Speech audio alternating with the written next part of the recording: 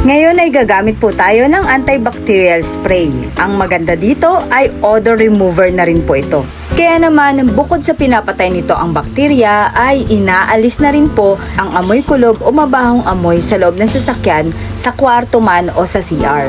Ito rin po yung ginagamit sa mga detailing shop at ilang beses ko na rin po ito nagamit, kaya naman subok na po ito. Sa paggamit nito ay pwede pong naka-on ng aircon pati yung fan upang mas mabilis umikot ang usok nito. Pero pwede rin naman po na hindi nabuksan ng aircon. Dahil effective na rin naman po ito kasi kung mapapansin nyo, malakas po talaga yung spray nito, kaya naman umiikot na talaga yung pinakausok nito at dumidikit na po talaga yung mabangong amoy sa loob ng sasakyan o kahit man sa kwarto or sa CR po natin gamitin ito.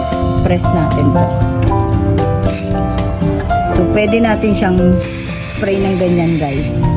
It's a lot. Or pwede rin yan, press.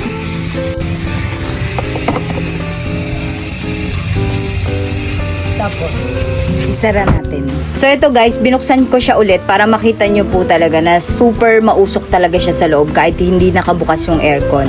So talagang kumakalat po siya sa loob ng sasakyan natin. So ito yung panghuling pagbukas ko po na tapos na siyang mag-spray, meaning wala na pong laman. So okay na po yan. Pero kung hindi naman po kayo magde-demo, hayaan lang po natin na nakasara lang yung mga pinto at bintana. Yan ay kung hindi pa naman po natin gagamitin yung sasakyan. Nang sa ganon ay mas dumikit po, mas kumapit yung mabangong amoy nito. Kaya naman kung kailangan nyo rin po ito, ay mag-add to cart, check out at place order ka na.